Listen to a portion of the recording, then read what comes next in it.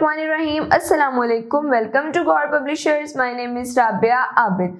Our slogan is redefining the geography of education through digital resources for conceptual learnings. So dear students, in this video lecture we will discuss about Gohar Skill Up series, subject science, class 5th, unit number 4, physical and chemical properties of matters. So dear students, चले हम अपना आज का video lecture शुरू करते हैं. So dear students, सबसे पहले हम डिस्कस करेंगे कि केमिकल प्रॉपर्टीज एक्चुअल में होती क्या है. केमिकल प्रॉपर्टीज डियर स्टूडेंट्स वो होता है एक ऐसा चेंज जिससे कि न्यू मटेरियल जो है वो फॉर्म हो जाए, उसको हम बोलते हैं chemical change. Dear students, properties of the new material are different from those from the original material. Energy is given off or take in during the chemical change.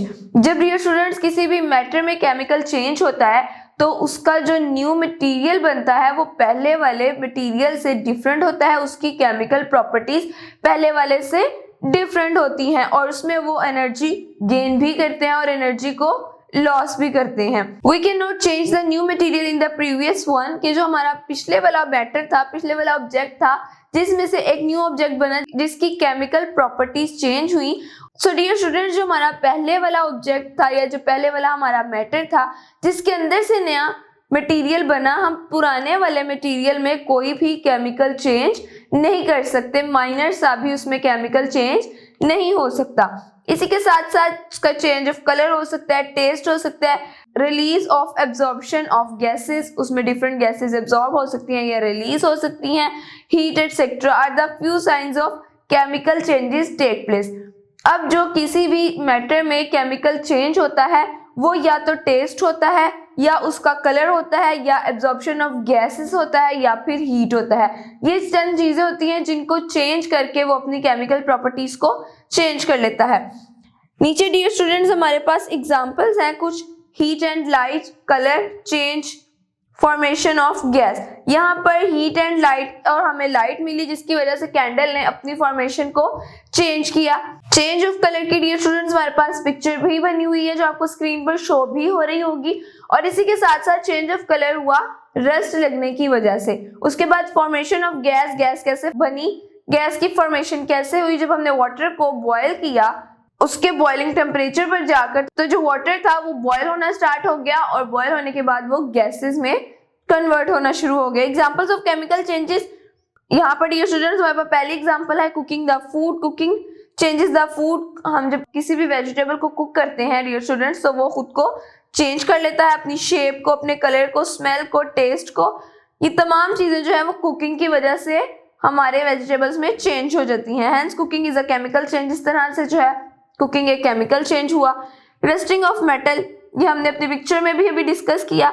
Rusting is a chemical change. ये chemical change है. Rusting जो है जब हम अपनी bicycle को बहुत अरसे के लिए कहीं दूर छोड़ देते हैं तो इट्स पार्ट विल रस्ट. तो उसके जो पार्ट्स होते हैं वो रस्ट होना शुरू हो जाते हैं, उस पर जंग लगना शुरू हो जाता है. This formation of rust is a chemical change.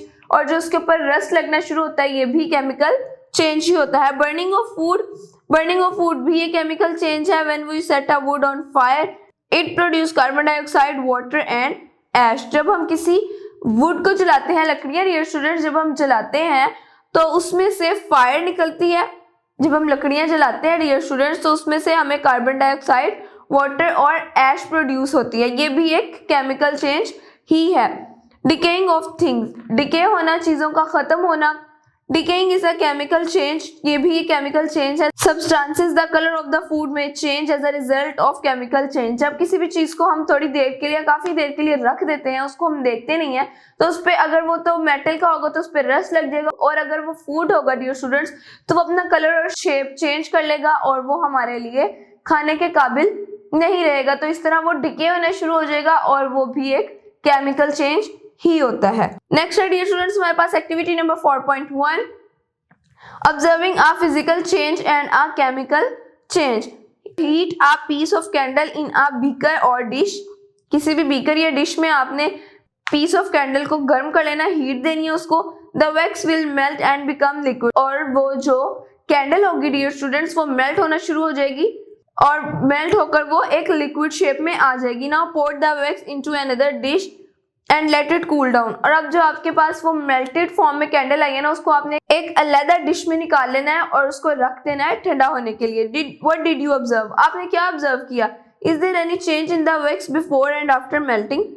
उसके बिफोर मेल्ट होने में और आफ्टर मेल्ट होने में कोई आपको चेंज नजर आया? ऑब्वियसली जब वो मेल्ट नहीं हुई थी, उसको हमने मेल्ट नहीं किया था, जस्ट हमने उसको बीकर के अंदर रखा था, तो वो एक कैंडल की शेप में थी। लेकिन जब डियर स्टूडेंट्स हमने बाद में उसको किसी और ऑब्जेक्ट में रखा, जिस भी शेप के ऑब्जेक्ट में हमने उसको रखा, स्क्वायर में, ट्रायंगल में, ये किसी में भी, तो वो हमारी जो वैक्स थी, जो लिक्विड कैंडल थी, वो उसी शेप में कन्वर्ट हो गई।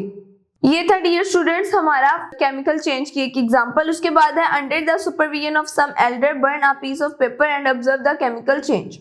अब आपने किसी बड़े की निगरानी के अंदर आपने एक पेपर को बर्न करना है, उसमें केमिकल चेंज आपने देखना है। जब आप पेपर को बर्न करेंगे डियर स्टूडेंट्स, तो वो बर्न होगा जब, तो वो एक ऐश में कन्वर्ट हो जाएगा। और हमने पढ़ा है अभी डियर स्टूडेंट्स प्रीवियस में बर्निंग ऑफ वुड में भी कि ये बर्निंग ऑफ वुड जो है वो एक केमिकल चेंज है। हमारा पेपर ऑब्वियसली बनता है वुड से, और इसी के साथ साथ वुड को भी जब हम बर्न करते हैं तो उसमें से वाटर और ऐश निकलता है, और पेपर को जब हम बर्न करते हैं तो उसमें से भी ऐश ही प्रोड्यूस होता है। इसी तरह से ये भी एक केमिकल चेंज हुआ। Can you bring the paper piece back? क्या आप पेपर के पीस को दोबारा से उसी तरह का बना सकते हैं? बिल्कुल भी नहीं। और वो तमाम चीजें जिनको हम एक दफा बर्न कर दे, डिके कर दे, और उसको हम दोबारा उसकी ओरिजिनल शेप में ना लेके आ सके, ये तमाम चीजें जो होती हैं ये केमिकल चेंजेस में ही आती हैं। इसके बाद हमारे पास है केमिकल वर्सेस फिजिकल चेंजेस। अब हम इन दोनों में डिफरेंस करेंगे dear student. We observe many changes around us. हम अपने इर्द गिर्द बहुत सारे चेंजेस को ऑब्जर्व करते हैं।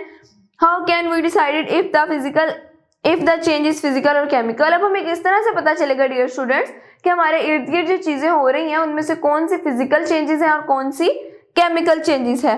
We know that new substances are formed in chemical changes. After a physical change, matter look like different, but it still make the same kind of matter.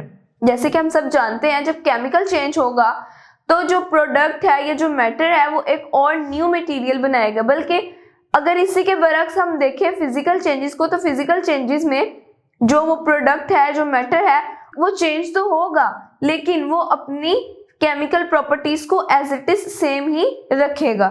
Think about cutting of fresh apple into pieces and an apple that has grown a fungus on it. अब आपने देखना है, सोचना है आपने कि Apple को आपने कट किया इनटू पीसेस और एक एप्पल ऐसा है जो कि फंगस के ऊपर ग्रो हुआ है। फिजिकल चेंजेस सबसे पहले हमारे पास dear students the apple is cut into the pieces but it is still the same fresh apple. Cutting the apple is a physical change. हमने एप्पल को कट तो कर दिया। अगर एक एप्पल की शेप डियर स्टूडेंट्स पिक्चर में आपको शो हो रही है, अगर एक एप्पल की शेप इस तरह की है तो जब हम उसको कट करेंगे तो वो इस तरह का हो जाएगा। उसकी शेप तो चेंज हो गई डियर स्टूडेंट्स, लेकिन उसकी अंदर की केमिकल प्रॉपर्टीज बिल्कुल भी चेंज नहीं हुई, वो एज इट इज सेम है। इसीलिए cutting of Apple into pieces is a physical change. और एक ऐसा एप्पल जो कि फंगस के ऊपर ग्रो हुआ है, उसके ऊपर फंगस भी होगी और वो जो है रस्ट भी हो चुका होगा, डिके भी हो चुका होगा, इसीलिए उसके अंदर की जो केमिकल प्रॉपर्टीज हैं वो बहुत हद तक चेंज हो चुकी होंगी, इसीलिए ये एक केमिकल चेंज होगा। सम डेज, अब हम केमिकल चेंज पढ़ते हैं। Some days after being picked from a tree, chemical changes break down the apple from a new substance। जैसे कि हमारे पास एक एप्पल जो था, जो पहले ट्री से हमने उतारा था, वो इस तरह का था, लेकिन आफ्टर सम डेज जब हमने उसको देखा तो वो इस तरह का हो गया। अब ग्रीन से एप्पल, अब ग्रीन एप्पल से जो है डियर स्टूडेंट्स एप्पल जो है वो ब्लैकिश कलर में आने लग गया। उसने खुद को चेंज कर लिया into a new material, into a new substance. तो इसी तरह से उसने अपनी केमिकल प्रॉपर्टीज को चेंज कर लिया डियर स्टूडेंट्स। हमारे पास एक्टिविटी है यहाँ पर, activity number 4.2 chemical versus physical. Identify the physical changes और अ केमिकल चेंज। अब यहाँ पर हमने केमिकल और फिजिकल चेंज को आइडेंटिफाई करना है। सो डियर स्टूडेंट्स हमारे पास यहाँ पर पिक्चर है कि एक पैन के अंदर जो है वो एग कुक हो रहा है। तो डियर स्टूडेंट्स जब एग कुक होगा तो वो खुद के कलर को भी चेंज करेगा और इसके अंदर की फिजिकल प्रॉपर्टीज भी चेंज होंगी। तो इसीलिए डियर स्टूडेंट्स हम यहाँ पर लिखेंगे कि ये एक केमिकल चेंज है, क्योंकि हमने केमिकल चेंज की एग्जांपल में ही पढ़ा कि जो कुकिंग है ये एक केमिकल चेंज का इफेक्ट है। डियर स्टूडेंट नेक्स्ट है हमारे पास आइस क्यूब्स हैं जो कुछ मेल्ट हो रहे हैं और कुछ प्रॉपर पड़े हुए हैं। तो ये हमारे पास एग्जांपल है फिजिकल चेंज की, क्योंकि अगर ये प्रॉपरली पूरे तरीके से भी अगर मेल्ट हो जाएंगे और इसको दोबारा अगर हम इसके टेम्परेचर कोल्ड टेम्परेचर में रखेंगे तो ये अगेन अपनी इसी शेप में आ जाएंगे without changing their chemical changes. तो इसी तरह से ये एक फिजिकल चेंज है। नेक्स्ट ईयर स्टूडेंट्स हमारे पास पिक्चर है रोटी की। रोटी भी केमिकल चेंज है क्योंकि हमने इसको आटे से व्हीट से बनाया और उसके बाद इसकी कितनी फिजिकल प्रॉपर्टीज चेंज हुई, केमिकल प्रॉपर्टीज चेंज हुई और फिर जाकर ये एक रोटी बनी। तो इसी तरह ये एक केमिकल चेंज है। नेक्स्ट हमारे पास क्लॉथ है जो कटिंग हो रहा है, ये भी हमारे पास फिजिकल चेंज है क्योंकि अगर हम पीस ऑफ क्लॉथ को कट करेंगे लेकिन दोबारा अगर हम उसको स्यू करेंगे तो वो अगेन अपनी उसी शेप में भी आ जाएगा और उसी के साथ साथ इसकी केमिकल प्रॉपर्टीज भी चेंज नहीं होती। नेक्स्ट डियर स्टूडेंट्स हमारे पास activity number 4.3 identify the physical and chemical changes. सबसे पहले हमारे पास चेंजिंग है rotting of fruit. Rotting of fruit, dear students, it's a chemical change. Stretching of a rubber band. Stretching of a rubber band, ये भी dear students हमारे पास physical change है. Baking a cake, ये हमारे पास chemical change है. Tearing of paper. Tearing of paper, dear students, हमारे पास physical change है. Lighting a match, ये भी chemical change है dear student. Soaking a paper, ये physical change है. Rusting of iron, it's a chemical change. So dear students, ये थी हमारी एक्टिविटी नंबर 4.3। नेक्स्ट है हमारे पास activity number 4.4 observing a chemical change. हमने chemical change dear students observe करना है जिसके लिए we will need vinegar, flour, baking soda, spoons, 2 balloons, 2 clear plastic bottles और measuring cup. What to do, अब हमें करना क्या है dear students, put 2 tablespoons of flour in 1 bottle. 2 tablespoon flour जो है वो आपने एक बोतल के अंदर डाल देना है। Add about 50 millilitres of vinegar. 50 millilitres आपने उसके अंदर मेजर करके विनेगर को डाल देना है। Quickly put a balloon over the neck of the bottle, और आपने जल्दी से जो है बॉटल की जो नेक है, बॉटल का जो ऊपर वाला पार्ट है उसके ऊपर आपने बलून को लगा देना है। ऑब्जर्व व्हाट हैपेंड, अब आपने ऑब्जर्व करना है कि हुआ क्या है। रिकॉर्ड योर ऑब्जर्वेशन, और आपने अपनी ऑब्जर्वेशन को रिकॉर्ड कर लेना है। Repeat step using baking soda in the other bottle, अब आपने एक और बॉटल लेनी है, उसके अंदर आपने बेकिंग सोडा डालना है, 50 मिलीलीटर्स विनेगर डालना है और उसके जल्दी से उसके कैप के ऊपर वाली जो जगह होती है उसके ऊपर आपने बलून लगा देना है। ऑब्जर्व व्हाट हैपेंड, और फिर आपने ऑब्जर्व करना है कि क्या हुआ और उसके बाद आपने उसको भी रिकॉर्ड कर लेना है ऑब्जर्वेशन में। Communicate the observation and make conclusion, आप अपनी ऑब्जर्वेशन को देखते हुए एक कंक्लूजन निकालें, एक रिजल्ट निकालें। Which type of change occur in bottle number 2, किस तरह के चेंजेस हुए बॉटल नंबर 2 में डियर स्टूडेंट्स। जब हमने बेकिंग सोडा के अंदर विनेगर डाला तो उनके अंदर केमिकल रिएक्शन हुआ जिसकी वजह से गैसेस प्रोड्यूस हुई, और उन गैसेस के प्रोड्यूस होने की वजह से जो हमने बलून लगाया था उसके ऊपर, उसके अंदर वो गैसेस इकट्ठी हुई और वो बलून जो है वो आहिस्ता आहिस्ता फूलना शुरू हो गया, उस बलून के अंदर गैस भरना शुरू होगी। What make the balloon inflated, किस चीज ने बलून को जो इन्फ्लेट किया, बलून को फुलाया। सो डियर स्टूडेंट्स, जो केमिकल रिएक्शन हुआ, केमिकल चेंजेस आई उसके अंदर बेकिंग सोडा और विनेगर के मिक्सचर की वजह से, उस चीज ने बलून को इन्फ्लेट कर दिया। सो डियर स्टूडेंट्स, ये थी हमारी एक्टिविटी नंबर 4.2। उम्मीद है डियर स्टूडेंट्स आपको आज के इस वीडियो लेक्चर की बहुत अच्छे से समझ आई होगी। डियर स्टूडेंट्स, आपने इस वीडियो लेक्चर को एक से मजीद बार भी देखना है ताकि आपको इसकी मजीद अच्छे से समझ आ जाए। मिलते हैं आपसे एक नेक्स्ट वीडियो लेक्चर में, तब तक के लिए अपना बहुत सारा ख्याल रखिएगा। अल्लाह हाफिज।